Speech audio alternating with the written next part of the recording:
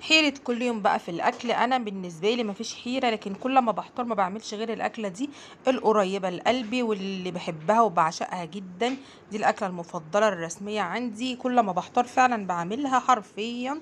نخش بقى نشوف هنعمل ايه مع بعض. معانا هنا يا جماعه سمك فيليه مخلي، ومعانا كمان سمك بلطي، اقرب اكله قريبه من قلبي. ونخش على التتبيله. هنا حاطين توم على فلفل ودقينهم كويس، ومعانا هنا طماطمايه مبشوره، ودي احسن تتبيله للسمك. معانا هنا 5 ليمونات معصورين، وهننزل عليهم بملح وكمون وشويه كزبره.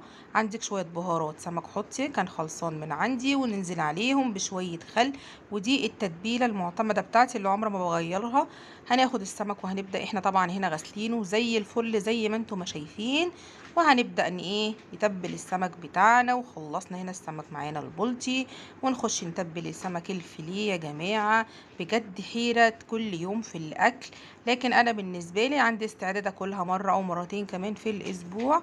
بصراحه جميله جدا وبعشقها وبحبها. تبلنا هنا السمك، هنبيته بقى ليله في التلاجة، ونرجع بقى تاني يوم. ده بقى يا جماعه أنا الفيديو ده عاملاه على يومين. نبدا بقى نعمل الرز بتاعنا، وهنشوف معانا مع بعض هنا السر بتاع اللون الرز. بعد ما حمرنا البصله هننزل بمعلقه سكر على النار، وهنبدا نكرملها بالطريقه دي.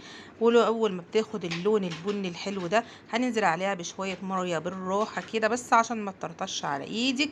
وهننزل عليها على البصله بتاعه السمك، بتاعه الرز بتاع السمك. وما تقلقيش مش هتدي اي سكر، هتدي بس لون غامق للرز وهتديكي لون بني. هننزل بالتوابل بتاعتنا، ملح وفلفل وكمون وشويه معلقه ماجي فوريه. وهنكون غاسلين الرز بتاعنا وهننزل بيه، ونكون خلصنا مع بعض الرز. ونخش بقى على السمك بتاعنا. اول حاجه معانا هنا كوبايتين من الدقيق، وهننزل عليهم بمعلقه من النشا وعليهم معلقه من الكركم، وهنقلب الخليط ده كويس. وهنبدا بقى نتبل البانيه بتاعنا. حاولي بقى تشيلي الخلطه اللي على السمك عشان لو هتنزل في الزيت ما تتحروقش معاكي، وتغلفي كويس جدا جدا السمك بالدقيق. ولو وصلنا لحد هنا وعجبك الفيديو ما ننساش نحط اللايك، وبحبكم كتير حبايبي في الله، ويا رب تكون فيديوهاتي كلها بتعجبكم.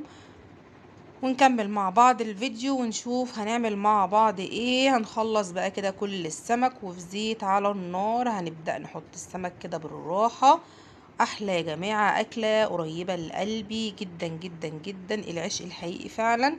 وحيرة كل يوم هناكل ايه، ولما تقعدي تقولي لهم هناكل ايه يقولي لك اي حاجة. طب ما اعرفش هي ايه اي حاجة دي، بس انا بالنسبة لي سمك. وهنبدأ نقلي مع بعض السمك كده زي ما انتم ما شايفين بني وتحفة جدا، وشايفين من جوه اللحم بتاعه ابيض. ونكون خلصنا مع بعض الفيديو، واشوفكم حبايبي في فيديو جديد، والسلام عليكم.